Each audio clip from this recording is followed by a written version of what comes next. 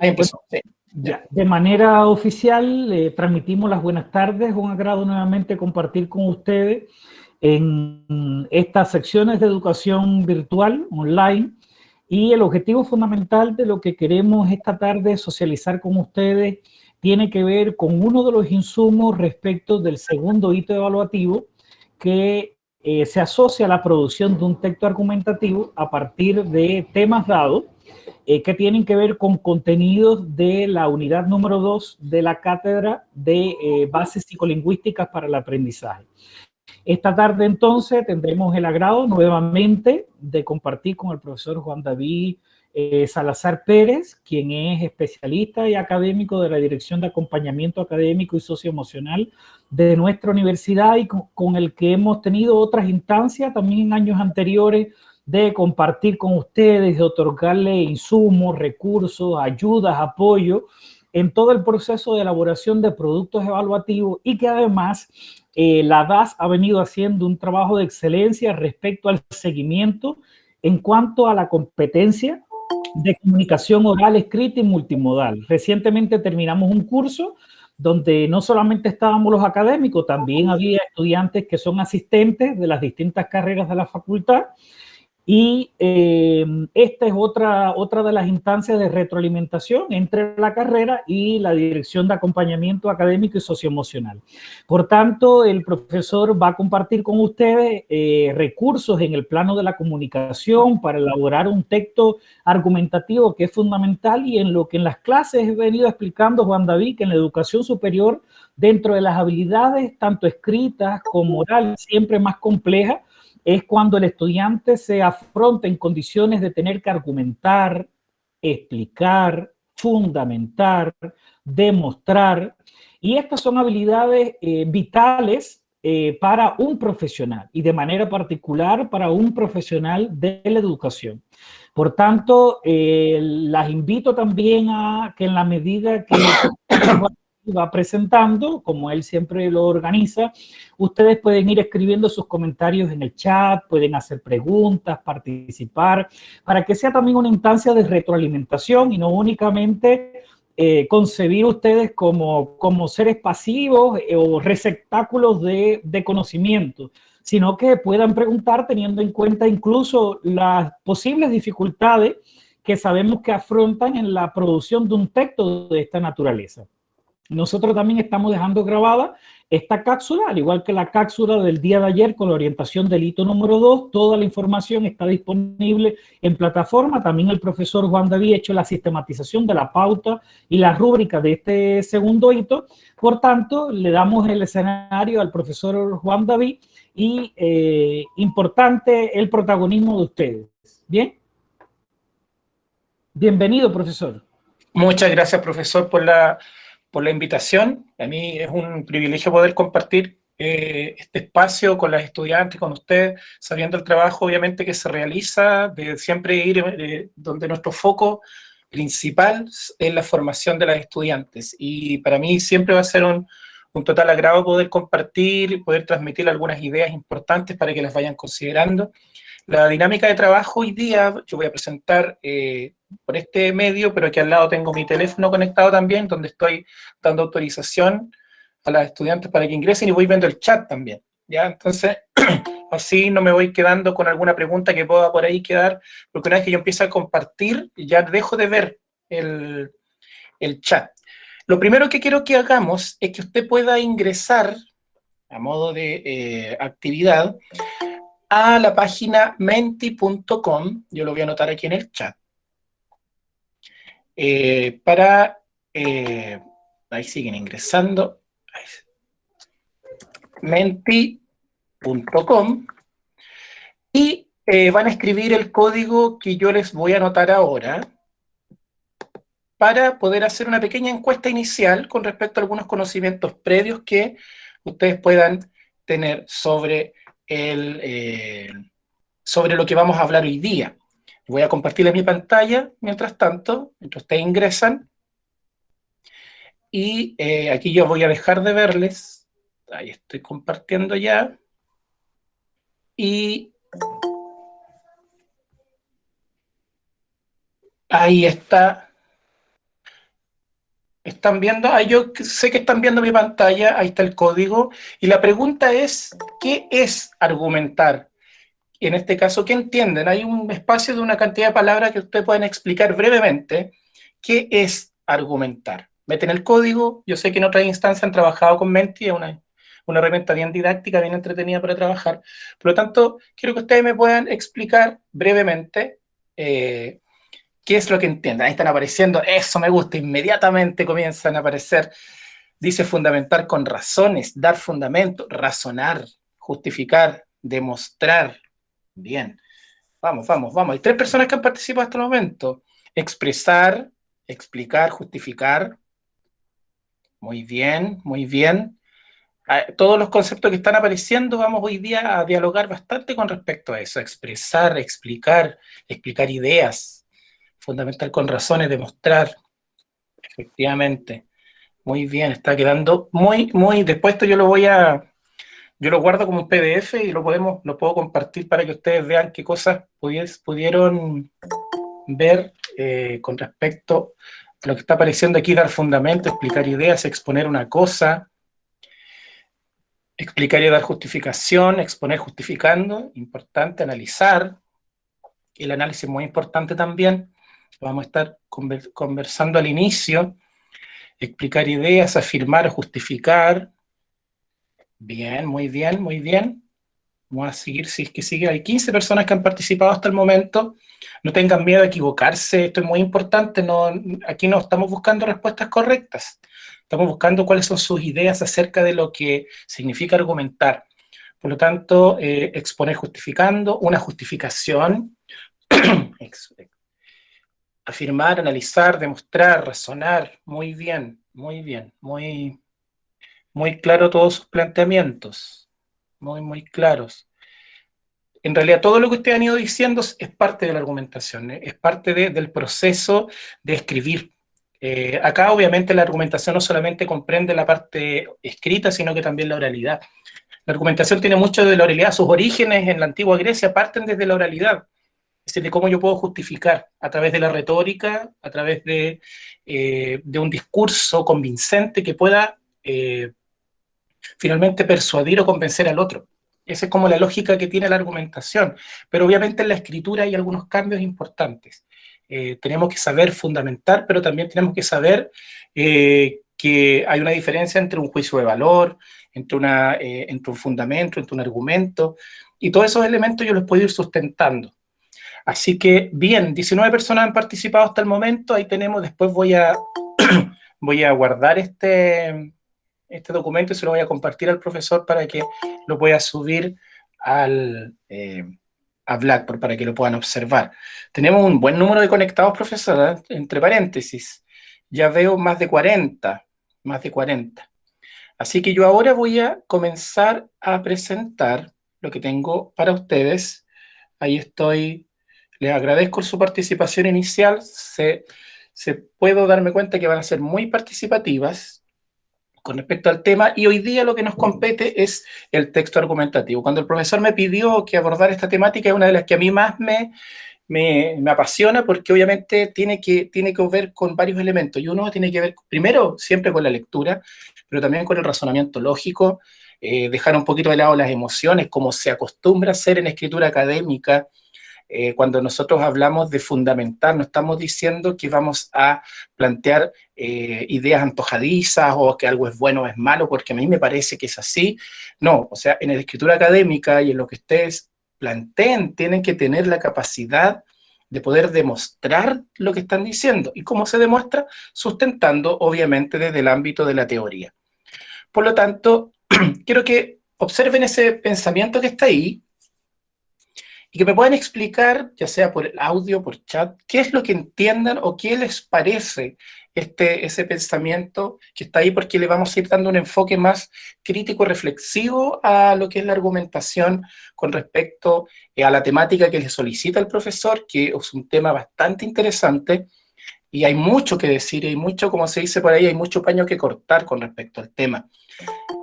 ¿Qué es lo que ustedes entienden de esa idea o qué les parece esa idea? ¿Qué me pueden explicar? ¿Qué me pueden decir? Sigue ingresando gente. Ya tenemos bastante, más de 40.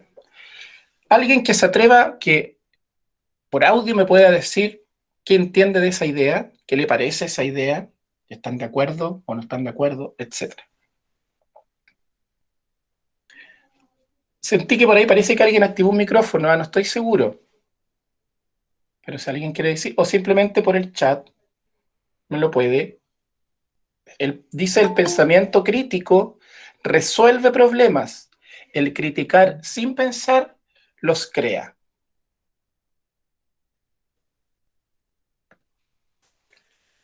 ¿Qué pasa con esta idea?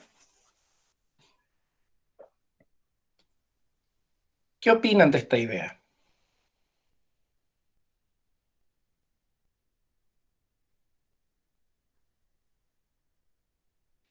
¿Están silenciosas, chiquillas?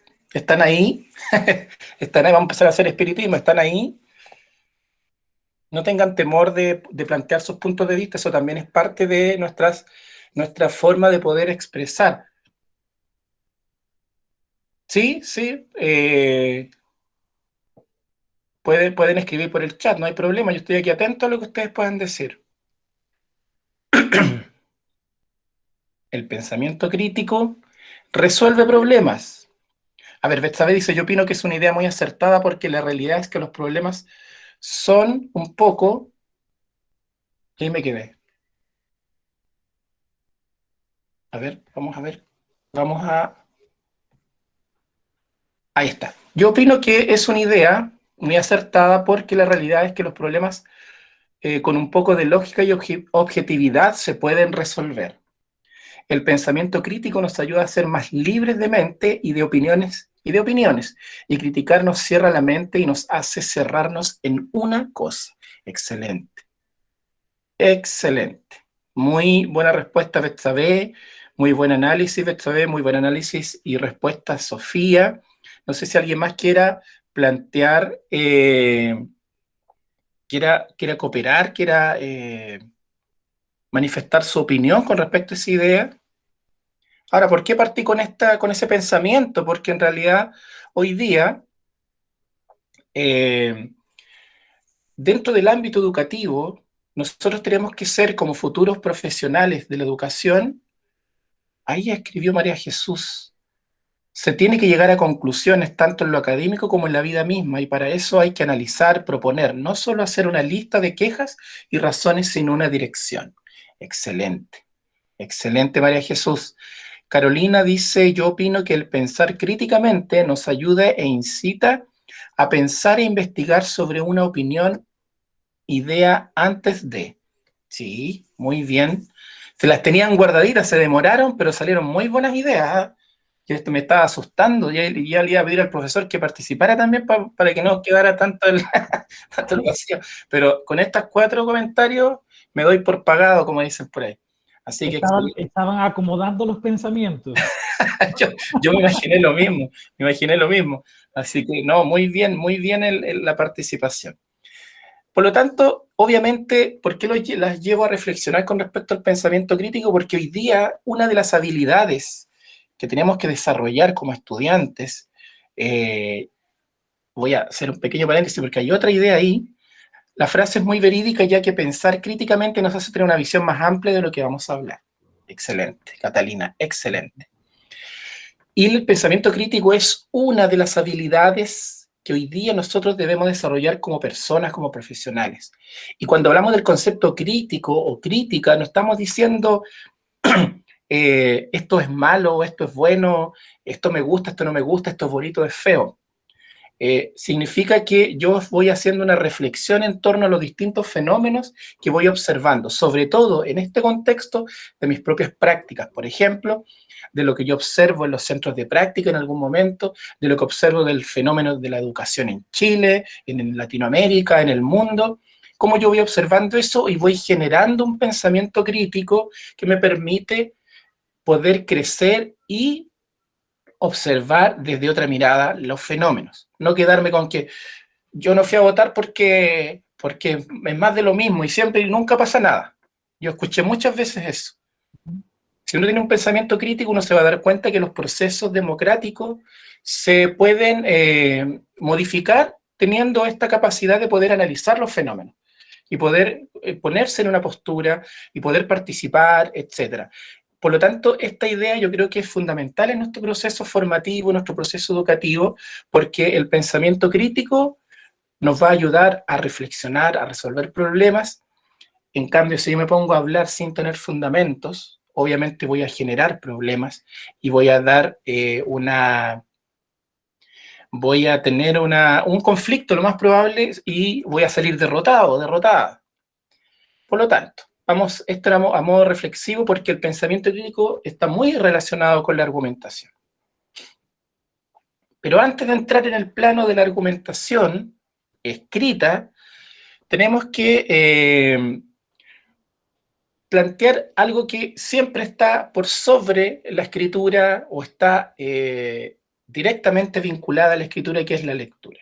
Para poder desarrollar una buena argumentación, un buen pensamiento crítico, una buena reflexión, yo tengo que tener una lectura que es crítica.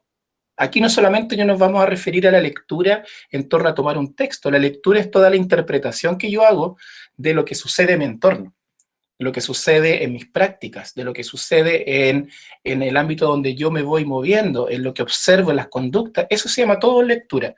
Pero en este caso, dice ahí Daniel Cassani, cada lector construye su interpretación de un texto, elaborada desde su punto de vista y su comunidad. La mayor comprensión consiste en conocer el significado que personas diferentes otorgan a un mismo texto, o por otro lado también a un mismo fenómeno. ¿Qué quiere decir con esto Cassani? Que nosotros normalmente vamos a interpretar, vamos a reflexionar, vamos a argumentar desde el punto de vista de nuestra mochila cultural, de lo que nosotros somos, de dónde venimos, y cada uno de nosotros va a entender el fenómeno desde nuestra propia mirada. Y esa mirada está planteada o está cargada de nuestra propia cultura.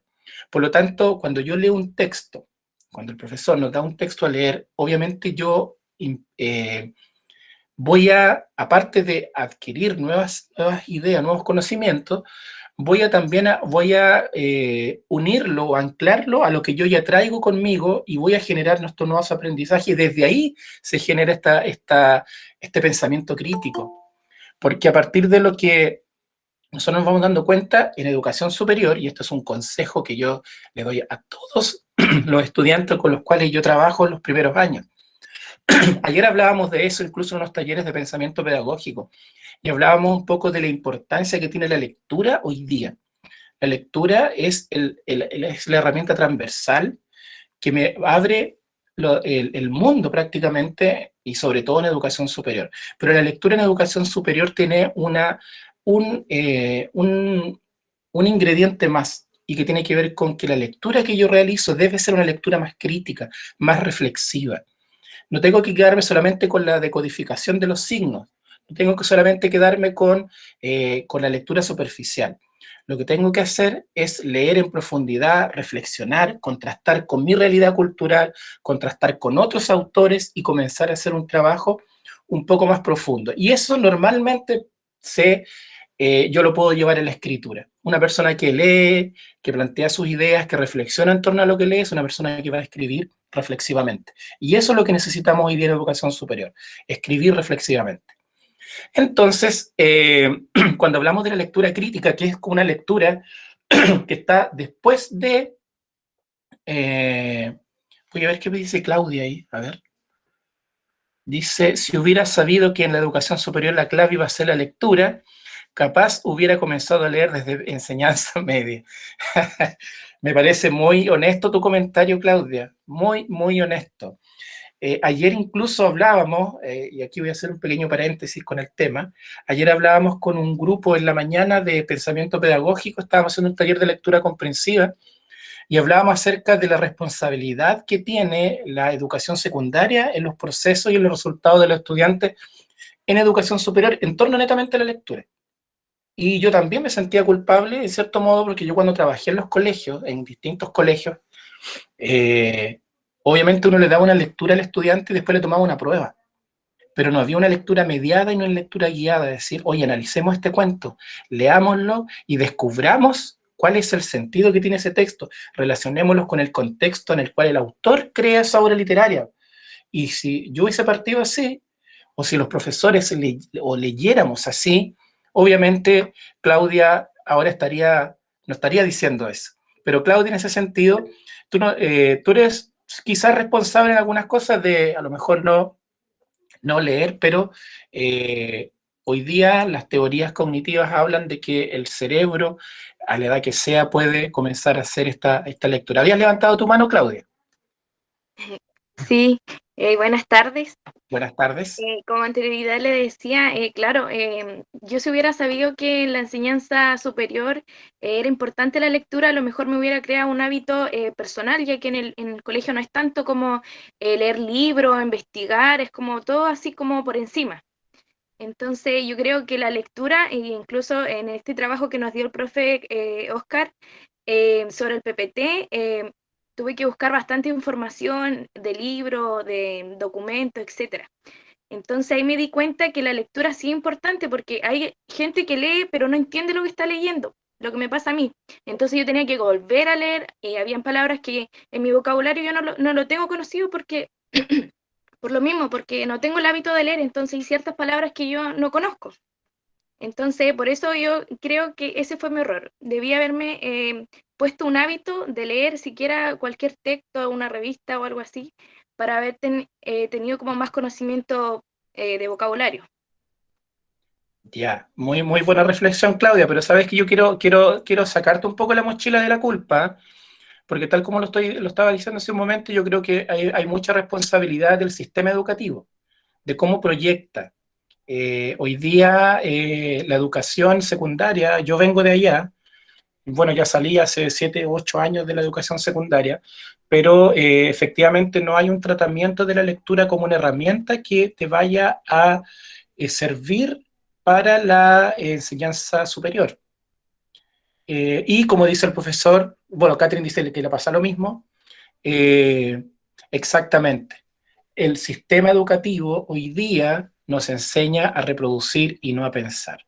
Porque está ideado así. Lamentablemente hay elementos históricos que todavía están muy arraigados en la educación, donde incluso en distintos espacios educativos donde no se les enseña a los estudiantes a pensar, sino que se les enseña solamente a reproducir un contenido. Por lo tanto, como dice también el profesor, me sumo a sus palabras, todavía es tiempo de poder mejorar esa área, haciéndose el hábito de leer, quizás tampoco empieza leyendo 50 páginas diarias, pero sí anda leyendo 5 o 10 páginas, saca ideas importantes, subraya, reflexiona, trata de entender, contrasta con otros autores o con el mismo autor, pero otra publicación del mismo autor. Normalmente yo le recomiendo a los estudiantes que si leen un artículo, el artículo tiene el reverso o tiene citas.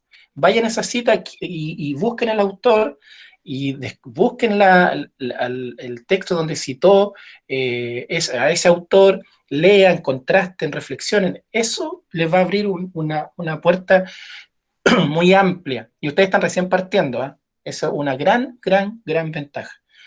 Por lo tanto, volviendo al tema, la lectura crítica o valorativa e interpretativa es la que ustedes deben comenzar a realizar. Antes de esta crítica valorativa hay dos, que es la literal y la inferencial, que son un poco más básicas. Esta ya la crítica valorativa es un poco un nivel más arriba, más que normalmente un estudiante en educación superior debería lograr más o menos en segundo o tercer año, siguiendo esa lógica. Pero obviamente yo siempre la trato de transmitir desde antes porque ustedes poco a poco, mientras más lean, mientras más sean lectores críticos, obviamente más van a poder ir mejorando esa capacidad. Y eso, lógicamente, se traslada a la escritura. Un buen lector va a ser, por consiguiente, un buen escritor. El profesor había escrito algo, el conocimiento es la virtud y solo si se sabe, se puede divisar el bien. Sí, efectivamente. Así que, chiquillas, con todo el ánimo, yo sé que el sistema educativo debe cambiar, estoy hablando de enseñanza media, enseñanza básica, ustedes que están en la base, el sistema debe cambiar, sobre todo en este aspecto. Ya, por lo tanto, la lectura crítica tiene 3 fases. Una tiene que ver con reconocer la postura que tiene el autor en torno al tema e investigar a otros textos de este mismo autor. Eso se llama intertextualidad. Cuando yo leo ese texto de este autor y busco otros del mismo autor y contrasto sus ideas. Esos ejercicios que yo voy haciendo son ejercicios tremendamente valiosos al momento de comprender un texto y comprender un tema. La fase 2 es investigar el contexto social, el contexto cultural, histórico, donde escribe el autor. Siempre, de fondo, yo siempre digo a mis estudiantes que, sobre todo cuando yo hacía clases de lenguaje y comunicación y veíamos unidades de literatura, yo les decía, el autor, el escritor, nunca va a ser un texto en un vacío. Siempre hay un contexto de fondo. En la teoría pasa lo mismo. Los autores escriben en ciertas épocas porque reconocen lo que sucede en su entorno. Por lo tanto, yo conociendo el entorno del autor voy a ir explicando y voy a ir entendiendo el por qué plantea esas ideas. Y lo tercero es producir un comentario, que ahí ya entra la argumentación, que es producir un comentario sobre el postulado del autor. Desde nosotros, desde nuestro contexto, ¿cómo observas el fenómeno abordado en el texto? Desde ahí, cuando yo comienzo a hacer esas reflexiones, es donde yo comienzo a ver la lectura o ver el conocimiento desde otra perspectiva. Y obviamente otro elemento anexo también, que tiene que ver con que los profesores, en este caso su profesor, no les va a entregar una lectura antojadiza, que se le ocurrió, o porque a él le gusta, sino que es porque sabe que con esas lecturas ustedes van a ir creciendo cognitivamente. Entonces, siempre hay que mirar la lectura hoy día en educación superior de una perspectiva crítica. Cualquier duda, consulta, de a poquito se han ido soltando, así que muy bien, me van preguntando y tratemos de hacer esto bien dialogado. Y vamos a entrar ya en materia. Yo les había preguntado, ahí estuvimos viendo en el Menti lo que ustedes consideraban argumentar, salieron varias ideas, fundamentar, dar razones, reflexionar, etcétera, una gran cantidad de ideas. Desde la perspectiva teórica, argumentar podríamos entenderla porque hay una gran cantidad de definiciones. La argumentación yo les explicaba al inicio, desde las ideas de la antigua Grecia, desde Aristóteles, cuando Aristóteles planteaba esta argumentación desde la retórica, obviamente está presente y sigue hasta el día de hoy, y nosotros en educación superior tenemos que siempre estar teniendo esta capacidad de argumentar. Dice que argumentar es ofrecer un conjunto de razones o pruebas en apoyo de una conclusión, es decir, en apoyo a una idea que yo pueda tener. O sea, yo puedo tener una idea, pero tengo que sustentarla. En este sentido, no es simplemente la afirmación de ciertas opiniones, ni se trata simplemente de una disputa. Es decir, no es la argumentación. A veces nos enseñan, por ejemplo, en tercero medio, que el discurso argumentativo tiene que ver siempre con el debate. Y como el caballito de batalla del profesor de lenguaje, disculpe, yo soy profesor de lenguaje y estoy siendo autocrítico, en mis tiempos de profesor de enseñanza media, el caballito de batalla de un profesor que quiere pasar argumentación normalmente es el debate. Y entonces esto se ha ido como arraigando culturalmente, que a alguien le pregunta, ¿qué es argumentar? Es debatir. Y el debate es una de las ramas de la argumentación donde hay dos posturas, una a favor y una en contra. Pero ¿qué pasa cuando hay solo una? También es argumentación, solamente que yo tengo que fundamentar y comprobar que lo que yo estoy diciendo tiene veracidad y tiene un sustento sólido. Cuando hablo dice ahí en este sentido, no es simplemente, no, ya más abajo, ni se trata simplemente de una disputa. Los argumentos son intentos de apoyar ciertas opiniones con razones. Por lo tanto, aquí tenemos un pequeño ejemplo, que es una reflexión, si se alcanzan a distinguir en Mafalda ahí, alguien le está hablando, primera vez que veo que alguien le habla a Mafalda y Mafalda se queda callada. Le dice, ¿qué tiene que hacer un oso para vivir? Ser oso. ¿Qué tiene que hacer un tipo para vivir? Ser albañil, abogado, tornero, oficinista, o qué sé yo, me imagino que como argentino. ¿Por qué tenía que tocarnos a los humanos el estúpido papel de ser animales superiores? Entonces, obviamente, lo que está tratando de plantear en un chiste, en un texto humorístico, de todo, yo me imagino que todos saben el contexto de Mafalda y el humor crítico que tiene, obviamente eso hace que normalmente nosotros en, eh, en nuestro entorno estemos continuamente argumentando, reflexionando en torno a cosas. Ya anoche hablábamos con un amigo que estaba con un sobrinito y me contaba que él mientras veía el partido de Chile, mi amigo, su sobrino estaba en una clase de religión. Y la profesora, al otro lado de la cámara, les iba preguntando, le empezó a enseñar el Padre Nuestro. Y le iba preguntando a los niños qué significaba para ellos el Padre Nuestro. Entonces les decía, Padre Nuestro que estás en los cielos. ¿Qué significa eso, niños? Y el chiquitito les dijo que el papá se murió. Y creo que fue risa general el comentario, porque obviamente el niño lo vio desde la racionalidad, de lo que la comprensión que él tenía, y obviamente no vio el trasfondo de lo que era una oración, un rezo, etcétera, lo vio desde el punto de vista literal. Pero obviamente él planteó lo que él pensaba, lo que él comprendió del fenómeno. Entonces, obviamente la argumentación en este caso tiene que ver un poco con que yo voy a tratar de sustentar todas las ideas que yo tenga y poder comprobar que son así o dejar claro que lo que yo estoy diciendo tiene un asidero, tiene un sustento, tiene un alero donde yo lo pueda cobijar y que obviamente eso se va, por ejemplo, a través de las fuentes bibliográficas cuando yo estoy escribiendo. Ahora, dentro de la argumentación, cuando nosotros hablamos de argumentar, lo que se busca, que se puede dar en cualquier situación, como yo se lo explicaba, busca convencer o persuadir al receptor. Aquí nosotros nos vamos netamente al plano racional, que tiene que ver con convencer, porque si yo pienso, por ejemplo, en persuadir, la persuasión es más emocional.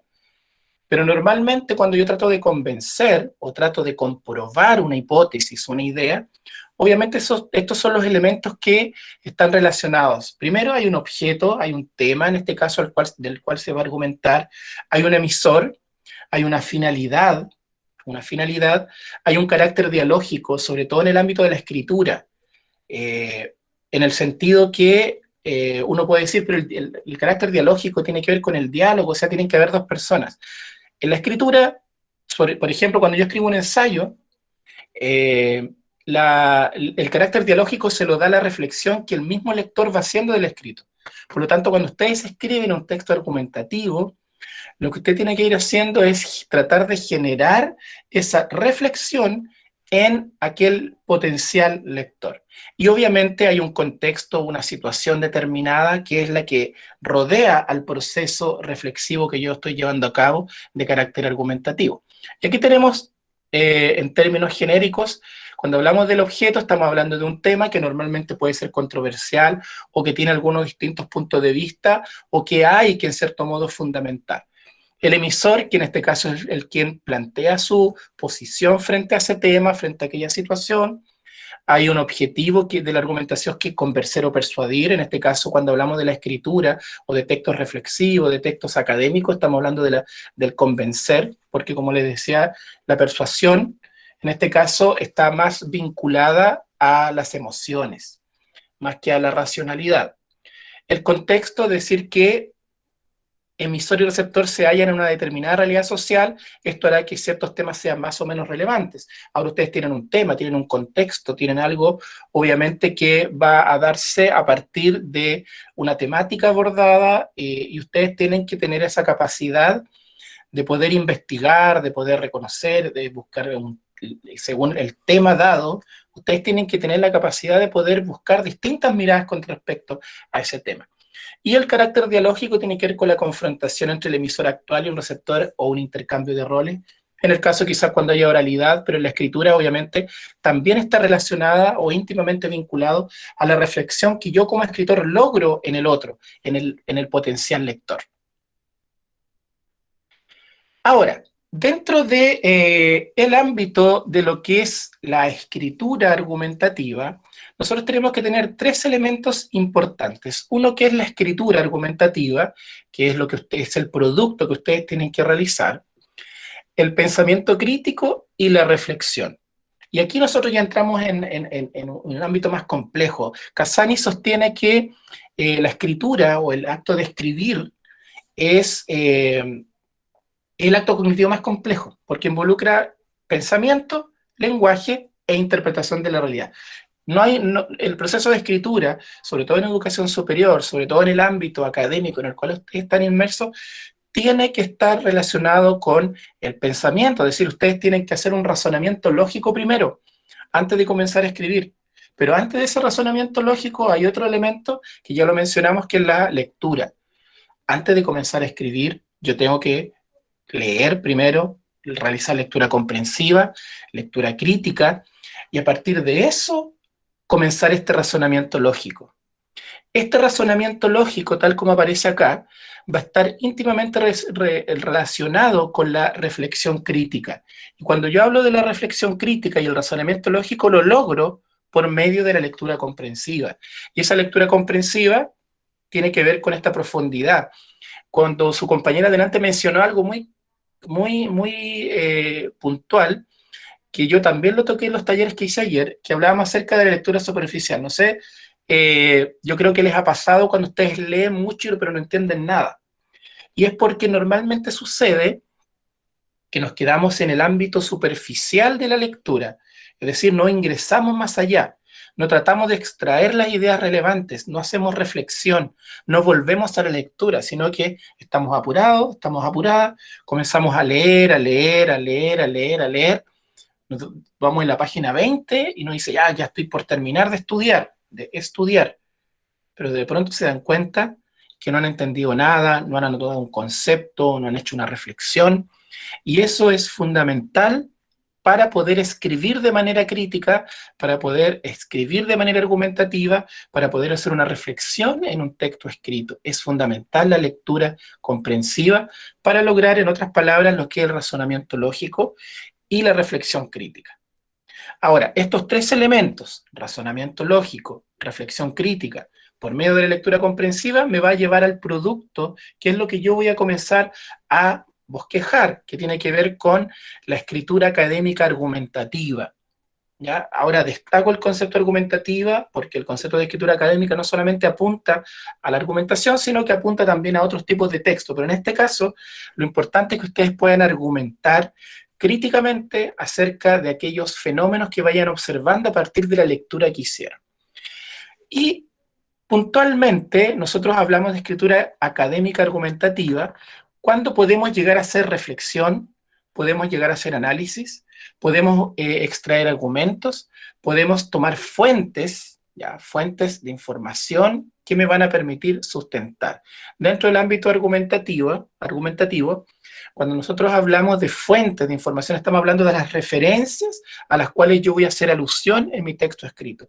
Y eso es necesario que usted se acostumbre a hacer, que usted lo acostumbre a desarrollar, que toda idea, que usted 2, 3 líneas, 3, 4 líneas de idea propia vayan sustentadas siempre con algún autor, porque así poco a poco su texto va a ir tomando más sustento, más peso. No sé si ustedes, me imagino que han leído artículos científicos, y si ustedes hacen el ejercicio y miran un artículo científico, se van a dar cuenta que el autor de ese artículo escribe 2, 3, 4 líneas, y inmediatamente aparece entre paréntesis un autor o varios autores. Eso significa que quien está escribiendo ese artículo lo que hace es estar parafraseando y estar mostrando una postura basada en algo que alguien dijo, pero lo está tomando para sí, para darle peso. Me dan un segundo porque alguien me viene a tocar la puerta. Vuelvo en un segundo. Sí, no se preocupe, Juan David. Respecto a este comentario que hacía el profesor Juan David, insisto en la importancia que tiene que ustedes vayan asimilando de forma gradual el cómo citar en el cuerpo de un documento escrito, sea un informe, sea un texto argumentativo de cualquier otra naturaleza, las fuentes que consultan. Y que las fuentes que consulten sean fuentes de rigor científico. Cuando hablamos de fuentes de rigor, primero hago referencia a los artículos de investigación. Los artículos de investigación, todos para que se publiquen, pasan por varios filtros de revisión, árbitros, expertos internacionales, editores, y eso hace que la información que esté publicada en un artículo tenga mucho más rigor en cuanto a la revisión por el nivel de arbitraje, no solamente por el contenido, que un texto, por ejemplo, que aparece en un blog. Por eso, en un texto argumentativo o cualquiera de naturaleza científica, debe de predominar primero los artículos de investigación. Y los artículos de investigación hay que ponderar sobre todo los últimos 10 años y en particular los últimos 5 años. Hay artículos que incluso pueden tener más de 10 años, más de 15 años, pero por ser clásicos en el manejo de la disciplina, de esa área del conocimiento, las personas los seguimos consultando. Hablo, por ejemplo, de artículos en lo que tiene que ver con la alfabetización inicial, lo que tiene que ver con las etapas o fases de la escritura, como son, por ejemplo, los artículos que ha escrito la doctora Ferreiro. Hay libros, capítulos de libros y artículos de la doctora Ferreiro que son de 1980, 1985, finales de los 70. Sin embargo, se siguen trabajando y citando por el valor que tienen. Y después de los artículos, ¿a dónde vamos? ¿A qué fuente? A los libros y los capítulos de libros. En general, los libros ya a una tendencia internacional es que también tienen arbitraje, aunque los editores pasan también por un nivel de revisión de toda esa información que se coloque en un libro o en un capítulo de libro. Si ustedes se fijaron, además, Juan David, estoy dando algunos bosquejos desde el punto de vista de las fuentes, no se preocupe, desde el punto de vista de las fuentes de información. Si se fijan en la normapa aparece la posibilidad de citar, por ejemplo, un texto que esté en Instagram, en YouTube, en Facebook. No sé si se fijaron además. Ahora, está bien que la normapa 7 incluya eso, pero en un texto académico con fines de formación, propiamente de investigación, de formación, en este caso de pregrado, debe de privilegiar el texto con rigor científico. Por tanto, uno de los elementos que tiene que ver con la lectura crítica es eso de que yo logre identificar qué texto tiene más valor a los efectos de la argumentación que voy a realizar y qué texto voy a estudiar o tal vez qué video que aparece en YouTube, pero sencillamente lo leo, lo visualizo a manera de cultura, pero no lo llevo a mi texto escrito porque en el Google general no hay arbitraje. Y todo lo que está en el Google general sencillamente es alguien que tiene acceso a Internet y lo coloca. Pero para publicar un libro, un capítulo de libro, para publicar artículos, ensayos, sí tienen arbitraje, tienen revisión. Y esa es la información que ustedes tienen que privilegiar por encima de lo que aparece en un blog, en el YouTube, en Instagram, en el Twitter u otras redes sociales. Una acotación desde el manejo de las fuentes de información, porque también educación parvularia, ya estamos trabajando la carrera completa con la norma APA 7. Y nos pasa que a veces el estudiante tiene la cita, ya focalizó el criterio de un autor que le aporta respecto del tema que está argumentando, pero le aparece un problema. Bueno, ¿y cómo yo llevo eso a mi texto? ¿Qué es lo que tengo que colocar? ¿Qué información? ¿El apellido y el año? Y si la información está entrecomillada y es una cita directa, además el número de página. Son cuestiones que en la medida que vayan avanzando en su proceso formativo, son habilidades y conocimientos que van a ir logrando, pero sí es importante que en la escritura académica se respeten las normas, tanto de redacción como en el manejo de las fuentes de información. Una acotación, profesor. Sí, súper bien. Sí, yo hice el mismo alcance, profesor, con respecto a las fuentes. Hace un tiempo, cuando me pidieron para otra institución hacer un taller de norma APA 7, leí un manual para poder ver las actualizaciones, porque yo estaba trabajando con 6, y efectivamente uno puede citar YouTube, puede citar películas, puede citar redes sociales, y claro, pasa ese fenómeno que en realidad cuál es el sustento y cuál es la valoración que haya en una publicación en Facebook, por ejemplo. Entonces es complejo, pero aquí yo creo, yo soy como enchapado a la antigua en ese sentido, no sé si es enchapado a la antigua, pero yo creo que hay que considerar siempre la fuente directa, el artículo, el libro, que tenga trayectoria, la fuente primaria. Yo creo que ahí es donde está la cita que le va a dar más sustento a lo que nosotros escribimos. Ya, sigamos después de este pequeño paréntesis que me vinieron a dejar unas alfombras que estaban pendientes. No pensé que iban a ir hoy día en la tarde, pero se dejan caer nomás. Ya. Sí, el link de biblioteca es muy importante, sobre todo lo que son las bases de datos. Ahí tienen que buscar, ahí está todo lo actualizado. Busquen ahí en bases de datos y van a encontrar, según distintas indexaciones, según distintos títulos, hay un montón de opciones para poder buscar. Por lo tanto, retomando, cuando nosotros hablamos de la escritura académica argumentativa, tenemos que hacer que la reflexión, el análisis y los argumentos sean fundamentales como el eje de lo que yo estoy diciendo. Yo no puedo escribir una o dos o tres párrafos sin sustentarlo teóricamente. Y eso es lo que tiene que comenzar a acostumbrarse. Yo le estaba dando el ejemplo de los artículos de opinión, de los artículos científicos. Los artículos científicos, después vamos a ver unos ejemplos ahí para poder más o menos captar la idea de cómo.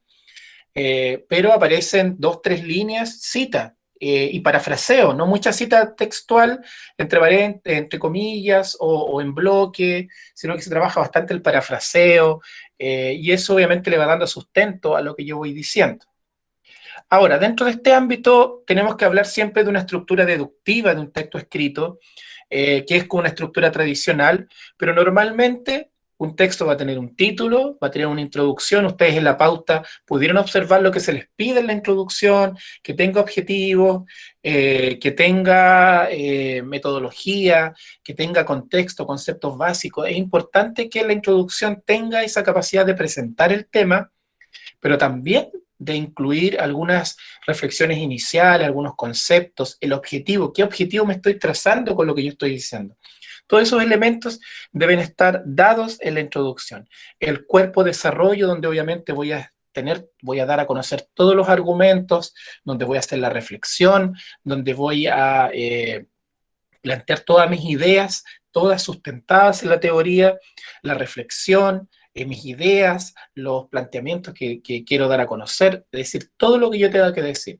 Y la conclusión, obviamente, que está vinculada a este proceso reflexivo, donde yo doy a conocer cuáles son los nuevos hallazgos, cuál es el nuevo aprendizaje, cuáles son las ideas, en este caso, que estoy aportando al conocimiento. Siempre siéntase en la libertad de pensar que lo que usted está haciendo es aportar al conocimiento.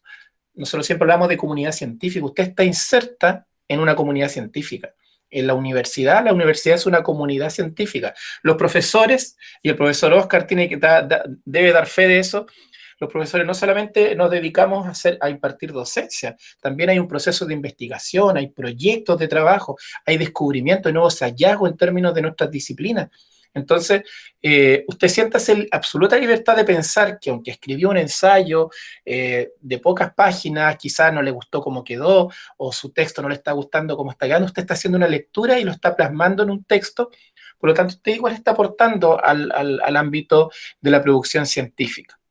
Y con el paso del tiempo quizá a usted le guste este ámbito y pueda terminar obviamente trabajando en investigación, en publicaciones. El profesor hay un especialista en esa área, así que también si usted escribe algo que le pareció interesante, le puede pedir asesoría ahí de poder verlo en alguna revista, que no es, a veces las tesis, las tesis de pregrado, de posgrado se publican y es una área que hoy día está muy, muy en boga en las universidades. Así que piénselo por ese lado también. Y las referencias bibliográficas que tienen que ver con el sustento. Ahí tiene que ir graficado todo lo que usted citó en el texto. Ya no hablamos de bibliografía. Antiguamente hablábamos de bibliografía cuando mencionábamos todos los libros que yo consulté, pero la referencia en este caso tiene que ver, la palabra referencia, aunque suene redundante, es a lo que se hace referencia en el texto escrito. Es decir, si yo mencioné a un autor determinado, en el desarrollo de mi texto tiene que ir sí o sí a las referencias. Y es ahí, obviamente, si yo encuentro un texto por Instagram, o incluso ahí uno puede citar algún video de YouTube, etcétera, obviamente tiene que tratar de buscar las fuentes fidedignas y las fuentes primarias, las fuentes secundarias, pero que sea todo comprobable y fuentes actuales. Es importante que sean fuentes actualizadas, los últimos estudios. Por eso el profesor ahí cuando les dio el link de la biblioteca es porque en las bases de datos aparecen múltiples revistas que usted puede consultar en torno a los distintos temas que usted está buscando y son revistas actualizadas. Eso es muy importante. Ahora, dentro del ámbito de lo que es la reflexión crítica, la escritura con respecto a la argumentación y la reflexión, hay varios elementos que usted tiene que considerar. Primero, tomar distancia de las ideas expuestas en un texto para analizarlas desde diferentes puntos de vista. Y por eso yo les decía que hablamos de razonamiento lógico cuando yo logro alejarme un poco desde mi percepción y observo todo el fenómeno de manera objetiva. Eso no significa que yo no voy a dar mi punto de vista, pero lo doy desde el punto de vista objetivo en base a la teoría. Yo no puedo decir esta teoría me gusta porque la encuentro, porque me gusta como lo dice. No, tiene que ser desde el punto de vista de cómo se plantea esa teoría y yo como observador de esa teoría la puedo analizar objetivamente, pero siempre dando mis puntos de vista. Reforzar o refutar la tesis expuesta por el autor con argumentos, evidencias, fundamentos. Es decir, a lo mejor yo puedo fundamentar o tomar esa teoría para mi escrito, fortaleciéndola o que mi texto se fortalezca, o simplemente yo en mi escrito pueda quizás no estar de acuerdo con lo que algún autor dice y yo hacer una reflexión, pero siempre que haga esa reflexión tiene que ir con sustento, con argumentos, con ideas y con fundamentos. Analizar el tema desde la perspectiva de otros autores, no quedarnos siempre, es importante no quedarnos solamente con lo que dice un autor, sino que ver otras miradas teóricas o conceptuales. Hay una compañera que debe retirarse. Ya. Ya, pero ahí se pueden ver la grabación después. Relacionar el texto con lecturas, ensayos, películas, en el caso de que pueden hacerse relaciones, que traten el mismo tema desde el mismo o desde otro punto de vista. Esto se llama intertextualidad y eso lo mencioné hace un momento.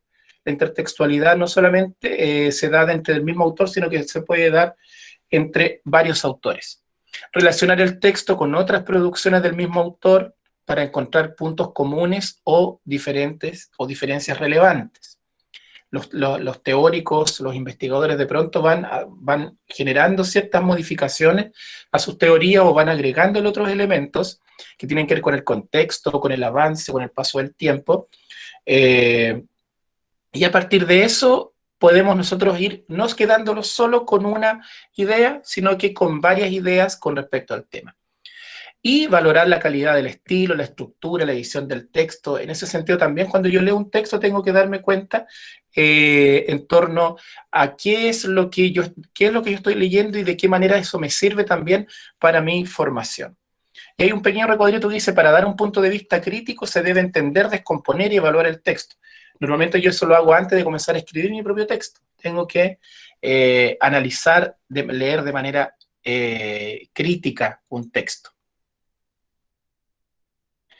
Y aquí llegamos a algo que tiene que ver netamente con la escritura, ya que lo vamos a ver con un par de ejemplos, que dentro de un texto argumentativo dice ahí que según las secuencias textuales en un ensayo puede ser o en un texto en general, no todo es argumentar. ¿Ya? Nosotros cuando pensamos en un texto argumentativo pensamos que desde principio a fin o durante todos los párrafos yo estoy defendiendo una idea y normalmente yo debo recurrir a otras secuencias textuales o también llamadas tipologías textuales. Por ejemplo, yo puedo describir un fenómeno, puedo exponer o generar una exposición en un párrafo, puedo narrar, contar, relatar algo, y esto el narrar no significa que yo lo que voy a hacer es contar un cuento, porque normalmente el narrar lo relacionamos con narración, con género narrativo, sino que en este caso lo que hacemos es relatar un hecho, un acontecimiento objetivo, Y aquí la descripción, la exposición, la narración y la argumentación son recursos que yo utilizo en la escritura y puedo generar un texto argumentativo recurriendo a estas tipologías llamadas secuencias textuales o tipologías textuales. Por lo tanto, para llegar a argumentar, yo primero tengo que describir un fenómeno, tengo que exponer, tengo que narrar, tengo que argumentar al final. ¿Ya? Es decir, el texto no va a ser de principio a fin argumentativo. A veces hay momentos en que uno está leyendo un texto argumentativo y es muy difícil encontrar la tesis la van a encontrar como al final. Y es porque obviamente se utilizaron distintas secuencias textuales. No necesariamente una tesis va a estar al principio. Hay estructuras deductivas, estructuras inductivas. Y a veces las tesis son implícitas. Las tesis las tengo que tener que identificar desde lo implícito. Yo construyo, en este caso, mi propia tesis, pero no la planteo al inicio, sino que es el lector el que va a tener que entender mi punto de vista con respecto a esa idea. Veamos con respecto a esto un ejemplo. Aquí necesito una voluntaria que me pueda leer, o dos podrían ser para que me lean un primer párrafo y la otra el segundo. No se peleen. Ya, yo voy. Catalina. Súper, Catalina. Catalina, la que dijo yo en el chat, ¿no? Sí, yo. Ya, ok. Ya. ¿Parto? ¿Después sigues tú? Ya, vale. Ya. El lenguaje como función psíquica superior surge con la propia existencia de la humanidad y se establece en elemento esencial de las relaciones sociales. Diferentes autores como Peña, Figueredo, Pérez y Chernusova coinciden en destacar que el lenguaje constituye la envoltura material del pensamiento. Constituye el principal medio para la comunicación humana que se realiza a través de un sistema funcional complejo, en el que se emplean símbolos específicos, principalmente verbales y orales. Se reconoce que el lenguaje es vital para la formación, funcionamiento y regulación de la personalidad. Favorece el desarrollo individual, depende de la relación entre las condiciones biológicas y el contexto social. La utilización del lenguaje como vía fundamental del niño para comunicarse es un proceso mediado por la participación del adulto, pues la estimulación e integración del sistema de funciones psíquicas le permite al niño tener acceso a la cultura humana y a la comunicación. Ya. Muchas gracias, chiquillas, por su lectura. Si yo analizo este texto que ustedes están observando ahí, me voy a dar cuenta que aparece lo que yo les decía de las citas.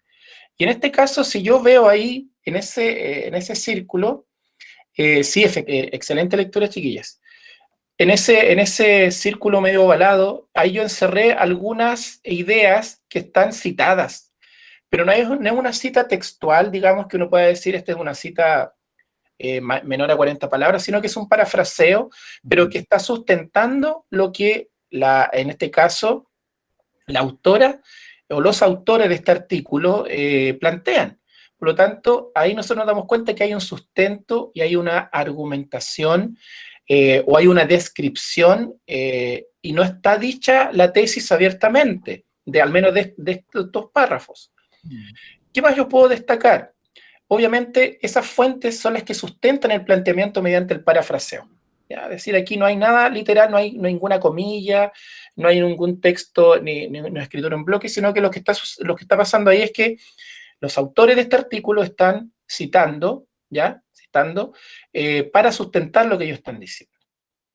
Y aquí, en este recuadro que aparece ahí, más abajo, también lo acabo de seleccionar, se podría entender como una idea o una tesis que se plantea. ¿Ya? Porque dice, se reconoce que el lenguaje es vital para la formación, funcionamiento y regulación de la personalidad. Y da las razones del por qué. Por lo tanto, ahí, pero todo lo que él está planteando o lo que ellos están planteando en esa idea o tesis es la que se está sustentando con lo que se dijo anteriormente. Si se mencionan autores y en este caso se van a dar diferentes razones. Estas razones que se afirma abajo, que el lenguaje es de vital importancia para la regulación y la formación de la personalidad, es por lo que plantean los autores anteriormente.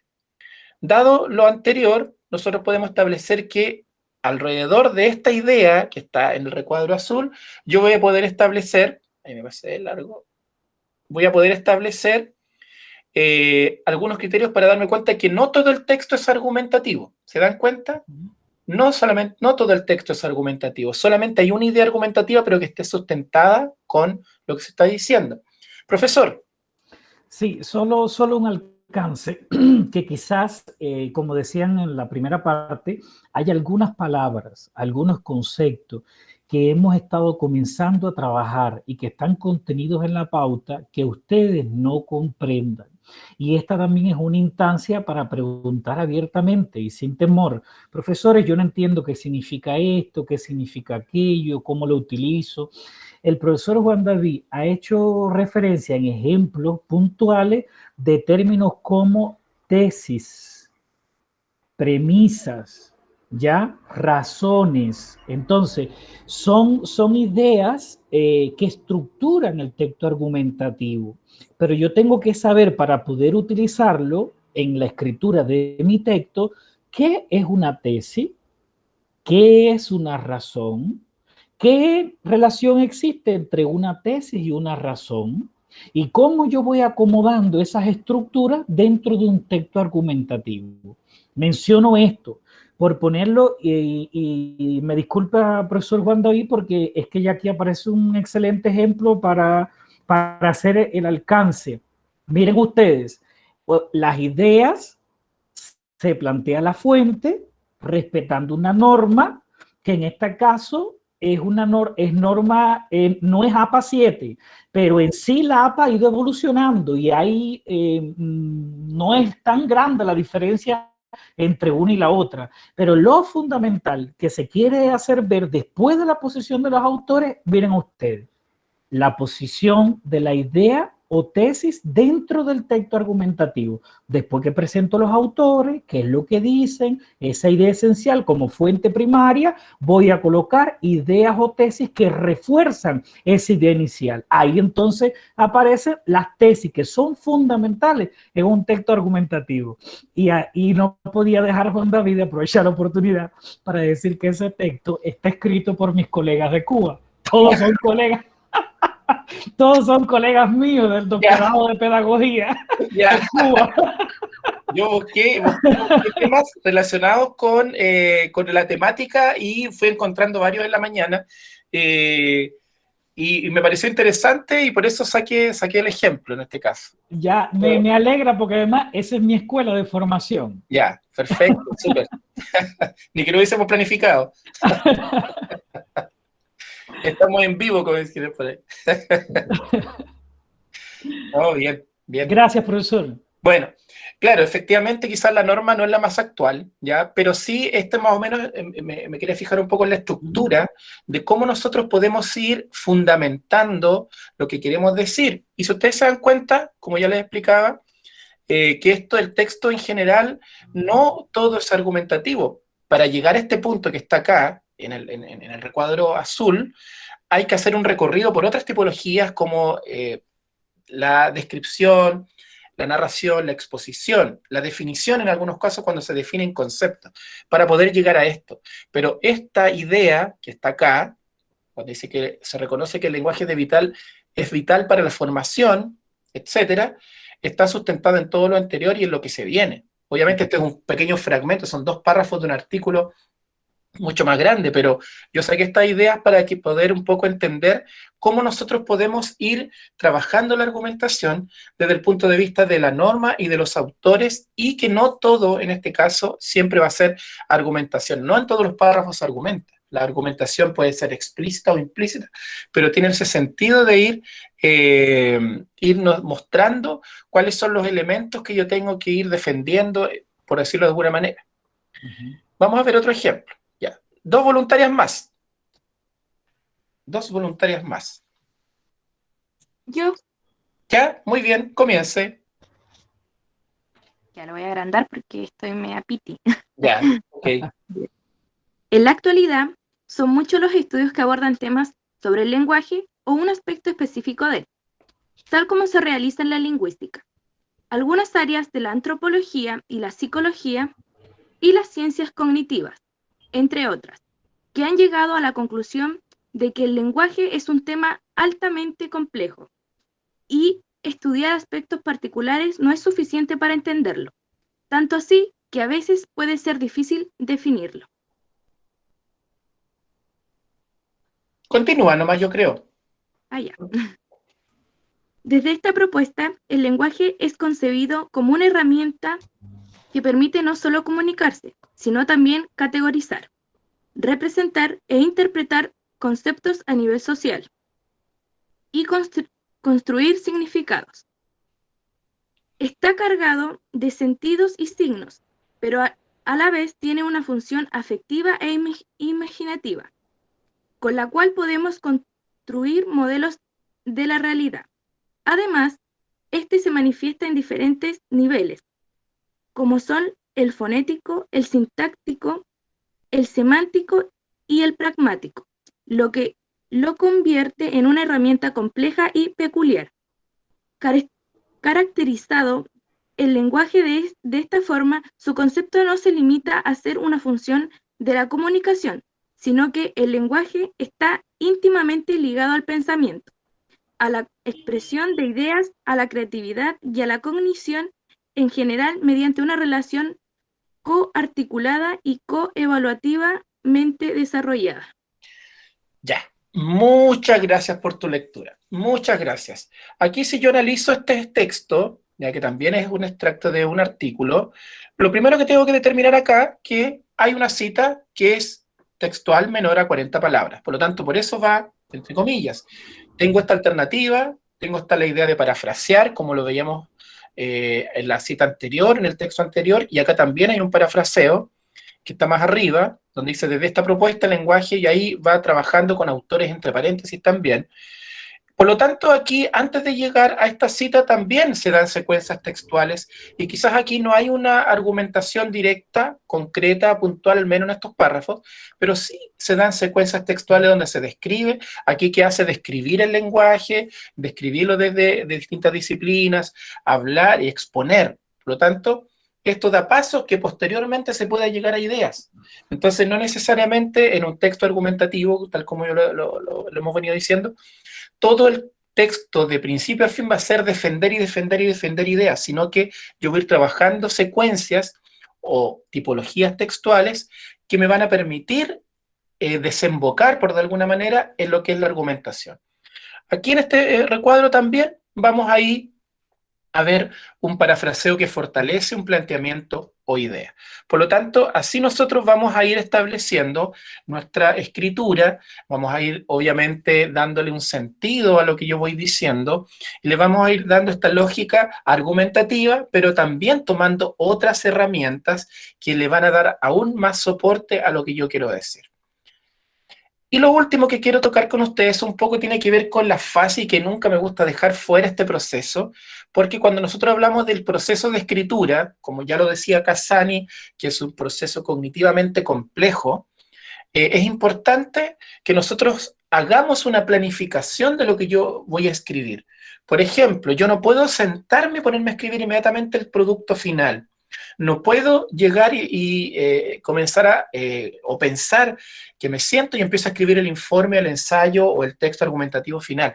Tengo que primeramente hacer una planificación. O sea, ustedes saben ya, lo mencioné, que antes de todo esto incluso está el proceso de lectura reflexiva, lectura crítica.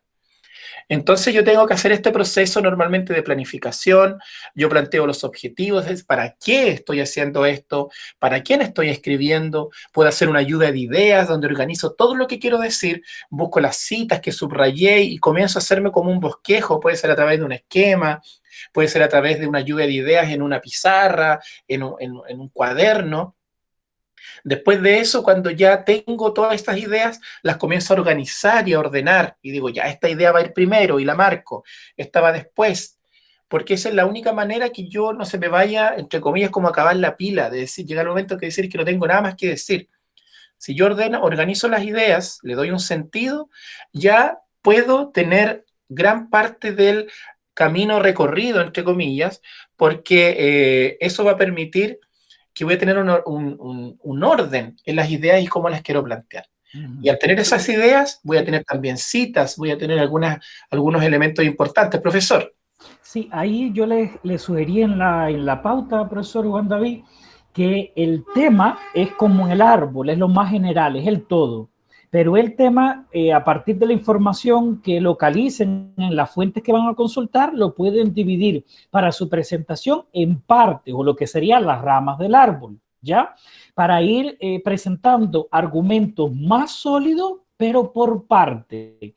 Aquí, en general, las estudiantes en la universidad, sobre todo en primer año, afrontan el síndrome de la hoja en blanco, porque tengo la orientación del profesor, inmediatamente quiero escribir el producto, pero esa no es la idea. Eso es un comportamiento conductista de ejecutar sin planificar, sin leer, sin citar, no. Primero hay que leer.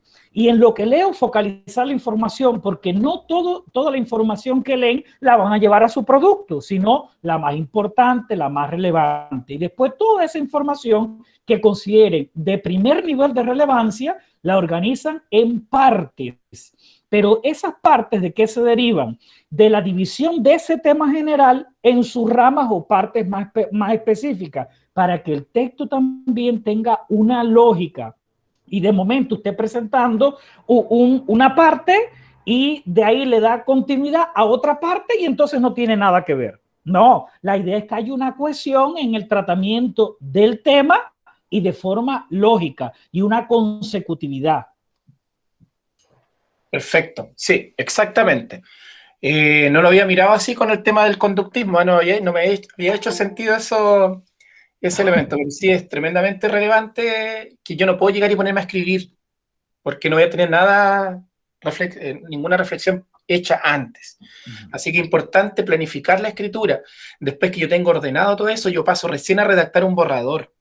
Y ese borrador obviamente va a tratar de incluirle todos estos elementos de coherencia, pero siempre va a tener falencias, por lo tanto desde ahí viene lo que es la retroalimentación. A través de la examinación yo evalúo lo que escribí, me doy cuenta si tiene sentido, si se vuelve, si tiene esta lógica de lo que yo quiero decir. Y ahí es donde, en este caso también, me ofrezco voluntariamente en el tema de la retroalimentación de los escritos que ustedes vayan haciendo. Si quieren enviármelo al correo, lo pueden hacer y yo les hago comentarios con respecto a la estructura, a la reflexión, a todo lo que ustedes quieren decir. Y después de que quizás usted tenga ya esta retroalimentación, yo vuelvo a planificar, organizo, tomo eso en cuenta, esos comentarios, y desde ahí recién hago la reescritura del texto final. Y ese es el que yo finalmente entrego para ser el evaluado. Porque si yo me salto todo ese proceso, lo más probable es que el texto no vaya a tener el resultado que yo esperaba. Tal vez voy a leerlo porque yo lo escribí y lo voy a entender, pero el profesor o la persona que lo lea va a entender otra cosa. Por lo tanto, yo les invito a varias cosas. Lo primero, a leer críticamente, a leer reflexivamente, a extraer ideas.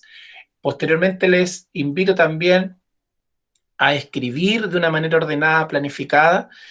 Y en tercer lugar, les invito a que me puedan enviar sus escritos para hacer una retroalimentación dentro de un plazo, obviamente, si el trabajo creo que es para el 25, que no me la van a enviar al 24 de la tarde, porque difícilmente voy a poder hacer una buena retroalimentación, pero sí unos días antes puedo yo leerlo y hacerle comentarios, con el objetivo de poder hacer, de que usted pueda mejorar y observar situaciones o elementos de su escritura que no los había percibido. Hay un refrán que dice que a veces el mismo árbol no nos deja ver el bosque. Es decir, nuestra propia realidad no nos deja ver otras. A lo mejor yo puedo pensar que estoy escribiendo de la mejor y que soy el mejor escritor de textos argumentativos, pero tengo falencias que puedo mejorar todavía.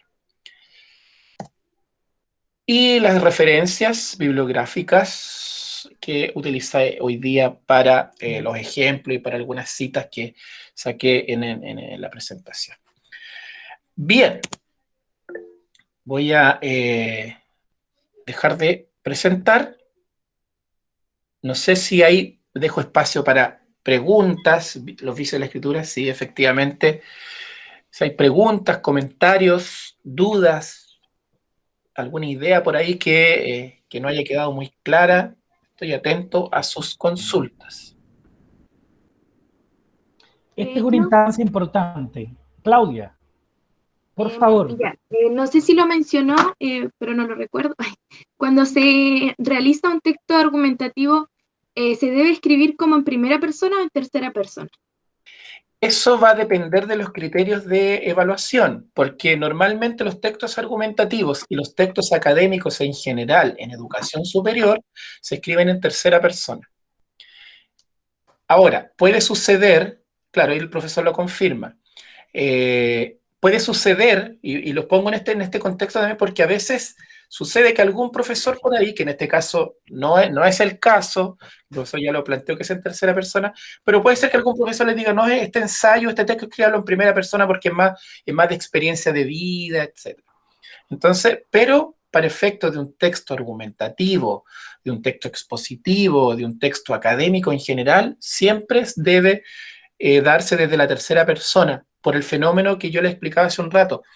Yo tengo que, entre comillas, como que abstraerme y observar el fenómeno desde afuera. No tengo que ser parte del fenómeno. Yo observo un fenómeno externamente y lo describo y lo argumento desde una mirada, pero externa. Y ahí en el futuro, cuando ellas comiencen a trabajar los contenidos de investigación educativa, van a ver que en general de los paradigmas de investigación solo hay uno en el que uno puede escribir en primera persona, que es el paradigma de investigación sociocrítica, porque la investigación se hace en primera persona y yo no soy interventor, sino que me convierto en participante. Ahí ese artículo sí se escribe en primera persona, pero por lo general, cuando uno escribe libros, los artículos, en la escritura más interpretativa positivista como paradigma, se exige que se escriba en tercera persona. Así es, así es. ¿Alguna otra pregunta? Gracias, Claudia, por el interrogante. María Jesús Pincheira también estaba levantando la mano. María Jesús. Sí, levantó la mano. Sí, bueno, hola. Quería yo saber, porque había mencionado anteriormente algo acerca de que hay una argumentación explícita y otra implícita. ¿Cómo es eso de argumentación implícita? No sé si podría como No, quizás explicar un hable de poco más. tesis explícita e implícita. Ya, beso. Sí, de la tesis. Lo que pasa es que ya, dentro claro. del texto argumentativo, Bueno. cuando hablamos de la tesis explícita, es la que está dicha literalmente y que normalmente en un texto argumentativo básico parte al inicio y dice, yo estoy de acuerdo con tal tema, o considero importante que la educación secundaria debe cambiar. Y después planteo todos los argumentos. Entonces yo la tesis la logro observar literalmente porque está dicha explícitamente. Pero también hay tesis implícitas que yo tengo como lector darme cuenta de la postura del autor en función de lo que él va diciendo. O sea, en ningún momento él va a dar a conocer su idea, solamente que yo lo que hago es poder detectarla según todo lo que él va diciendo. Entonces, la diferencia puntual es que la tesis puede estar dicha abiertamente en uno de los párrafos, normalmente al inicio, cuando es un texto deductivo, o si es inductivo puede estar al final, pero va a estar marcada literalmente. En cambio, la tesis implícita, yo la tengo como lector que detectar a partir de las pistas que el autor me va dando en su escrito. Ahí, ¿usted me permite un alcance, Juan David? ¿Se ve ¿Sí? la pantalla? Sí. Ya, miren, aquí esto es un ejemplo, muy bien el profesor lo ha explicado, pero igual para que lo visualicen. Recuerden que lo multisensorial ayuda también a consolidar la huella anémica que queda en nuestra memoria y para que eso perdure más en el tiempo. Lo que el profesor acaba de decir, por ejemplo, esto es una tesis explícita. Miren, esto es un artículo que está en proceso de publicación en una revista de Costa Rica. Es un artículo sobre la formación neurodidáctica del educador de párvulo. Y miren cómo parte. El artículo defiende como premisa. Ahí está totalmente explícita la tesis. ¿Ya? Ahí en este caso yo utilizo una premisa, pero realmente es una tesis como punto de partida. Y después, ¿a dónde voy? A la argumentación personal de esa premisa con la que parto el artículo como tesis de partida de un texto argumentativo. Ahora, ahí está explícito, pero quizás en otro artículo que escribe uno u otro profesor, investigador, otro académico, y en uno de los casos que presentó el profesor Juan David, no siempre la tesis está explícita, pero está planteada de una forma u otra, ¿ya? Esas son las dos formas de presentar la tesis, o explícita o implícita Profesor, en el texto, ¿sí? para efectos de nuestro texto, ¿tenemos nosotros que presentarla de manera explícita o implícita? Bueno, yo creo que igual Juan David, respetando la diversidad de modos de pensar, porque al final cada uno de nosotros escribe también como piensa. Recuerden que entre pensamiento y lenguaje, no por gusto, Vygotsky plantea que hay una dialéctica. Yo soy de los criterios que uno escribe para una comunidad científica. Yo no escribo para mí, escribo para una comunidad científica. Por tanto, trato de que cada palabra, cada oración quede la idea que deseo transmitir lo más explícito posible. Y si yo estuviese en el lugar de ustedes, yo partiría de una tesis explícita para comenzar a entrenarme en torno a cómo redactar un texto argumentativo con más claridad, partiendo de la explicitud, y después voy a mostrar explicaciones, puntos de vista de distintos autores, mis valoraciones, mis reflexiones, y es una manera que por lo menos a mí en mi experiencia estimada y Juan David, a mí me resulta más fácil escribir el texto argumentativo. Partir de la tesis, después voy explicando, voy posicionando los autores y termino con mis valoraciones, reflexiones y posiciones personales.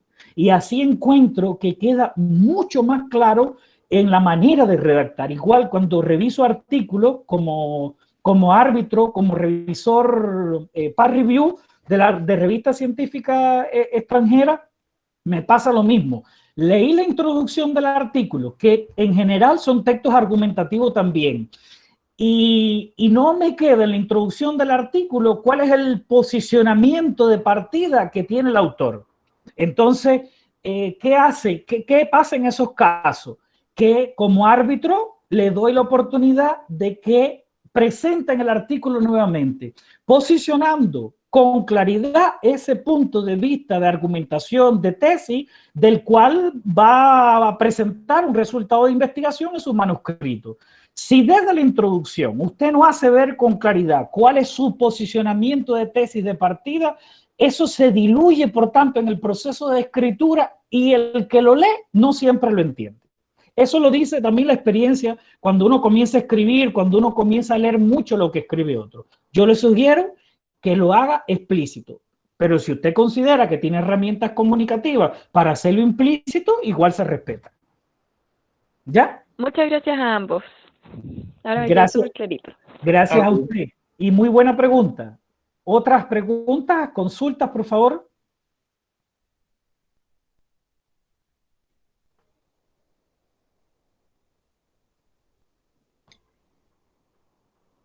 Parece Profesor, que... Ay, Claudia.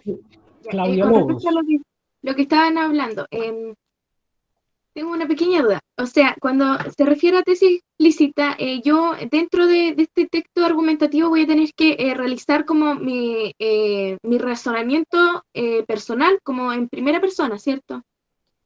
En tercera persona. Tercera persona, sí, sí. Lo que pasa es que cuando tú argumentas, tú lo primero que tienes que tener claro es que tienes que tener una posición con respecto al tema. Y a partir de esa posición, tú te organizas y comienzas tu proceso argumentativo.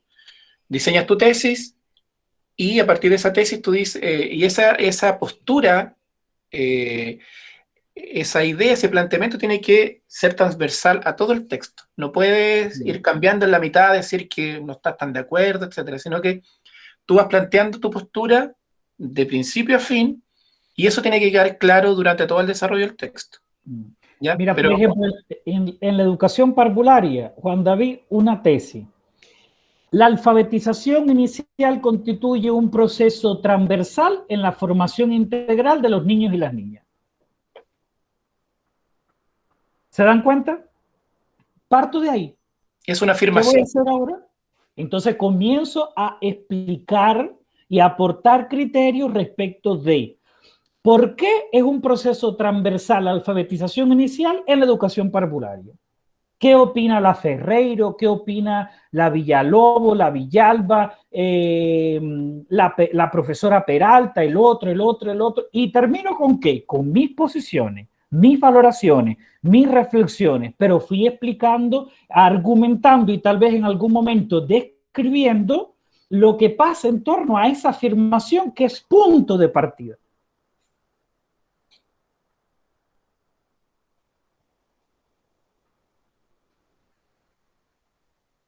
En mi caso, el tema es el desarrollo psicolingüístico del niño de 0 a 3 años. Lo que yo no sé es cómo darle a este tema un enfoque argumentativo, ya que es un hecho. Quizás lo que tú te puedes posicionar ahí y plantear cuál es, qué es, cómo o quizás de qué manera sería, cómo se podría trabajar el desarrollo psicolingüístico en niños de 0 a 3 años y plantear una idea, un planteamiento. Que efectivamente es un hecho, pero lógicamente de ese hecho tú puedes decir el cómo o una propuesta, y de esa propuesta tú comenzarás a fundamentar. Por ejemplo, en este caso, un aspecto vital tiene que ver con cómo la estimulación temprana del lenguaje condiciona y favorece el desarrollo psicolingüístico del niño de 0 a 3 años. Y cómo en ese proceso es importante que la estimulación tenga en cuenta las etapas del desarrollo lingüístico del niño. Porque de los 0 a los 3 años, el niño pasa de la etapa prelingüística, que es hasta aproximadamente los 2 años, a la etapa lingüística, que comienza aproximadamente con los 2 años. Es decir, transita de la etapa prelingüística, del balbuceo, el gorjeo, la ecolalia, a la etapa lingüística. Entonces, ¿qué importancia tiene estimular el desarrollo psicolingüístico del párvulo teniendo en cuenta las etapas del desarrollo del lenguaje de 0 a 3 años? Quizás se pudiera posicionar por ahí y entonces lograr evidenciar tal vez estrategias, recursos educativos, procedimientos de estimulación, juego, el papel de la familia, de otros agentes educativos, el papel del desarrollo cerebral, de los procesos de mielinización temprano, que argumenta precisamente el conjunto de condiciones desde el punto de vista físico, cognitivo y socioambiental que favorecen ese desarrollo psicolingüístico. ¿Por ahí pudiera estar? Bexabe, yo creo que sería dividir el tema en las ramas, como pusimos ahorita el ejemplo pragmáticamente, ¿ya? Desarrollo psicolingüístico, sí, pero teniendo en cuenta las etapas, el conjunto de dimensiones, de ambiente, de agentes que participan en esto y teniendo en cuenta también las variables del desarrollo, lo físico, lo cognitivo y lo psicosocial. ¿Alguna otra interrogante?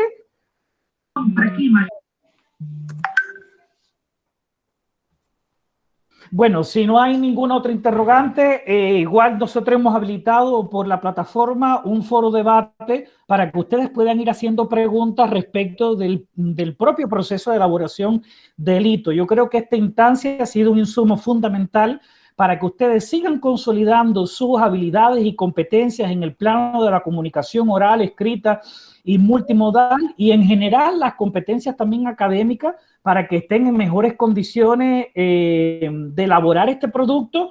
Pero esta temática que estamos trabajando y lo que tiene que ver con la argumentación es una habilidad escrita, es transversal a su proceso de formación. No van a argumentar únicamente en base psicolingüística. Las restantes cátedras y en distintos años y semestres de la carrera, los profesores le van a solicitar distintos productos que tienen que ver con la argumentación de posiciones desde la ciencia, desde el conocimiento científico. Y esto constituye una primera aproximación para que ustedes estén mucho más empoderadas y tengan recursos comunicativos, orales, que fue por donde partimos con el hito 1, y ahora también recursos comunicativos escritos, y se logren posicionar en una lógica de pensamiento argumentativa. Le damos las gracias al profesor Juan David por la preparación de esta instancia, los ejemplos colocados, el ambiente que estamos acostumbrados a que cree y también, por supuesto, por su tiempo y la disposición también de seguir contribuyéndole a ustedes en este hito mediante la retroalimentación de este producto que entregarán el día 25 mediante la propia plataforma. Igual me gustaría que alguno de ustedes, si tiene algo que decir al profesor Juan David o cómo le pareció la actividad, con qué se quedan de ello, no solamente yo como profesor, también ustedes, por favor. Claudia estaba levantando la mano. Sí, Claudia profe, Lobo. una preguntita para usted, profe Oscar. Con respecto a escoger el tema, ¿tenemos que escoger el mismo tema que realizamos el PPT audiovisual o podemos elegir cualquier otro? No necesariamente, usted tiene toda la libertad, eso también es respeto a la diversidad, pero hay estudiantes que me pidieron, por eso yo quisiera seguir con un tema que me quede cerca al hito 1, porque en el hito 1 ustedes hicieron una disertación oral auxiliándose de un recurso audiovisual y ahora vamos a la parte de la escritura. Por tanto, si yo trabajé familia en el hito 1, ya tengo artículos leídos, autores que tengo un nivel de familiarización con ellos y yo puedo ahora seguir trabajando esa temática de familia, pero con un producto distinto. Ningún problema. Ustedes eligen si quieren un tema distinto, si quieren seguir con el mismo tema. El producto se entrega el día 25, como está en la pauta. ¿Bien? ¿Alguna expresión de cierre por parte de ustedes? ¿Con qué se quedan de lo que hemos hecho en este rato de la tarde? Ay, María Jesús dice, muchas gracias, profesor. En mi caso, este taller me sirve mucho para aclarar y refrescar ciertos conocimientos. También agradecer la oportunidad que nos dio para retroalimentar nuestro trabajo. Sí, yo voy a estar atento a eso, les voy a cobrar la palabra. Excelente actividad, profesor, dice Camila. Nos aclaró varios puntos que no tenía totalmente claro. Los talleres con usted siempre son gratos. Muchas gracias, Camila. Camila, parece que estuvimos trabajando ayer, ¿o no? Me parece mucho. Rayen dice gracias. No, Camila fue la que le... Ah, sí, con ella trabajé ayer, sí, en pensamiento pedagógico, claro, sí. Ah, qué bien. Bueno, yo le doy las gracias nuevamente al profesor Juan David, también a ustedes por su tiempo.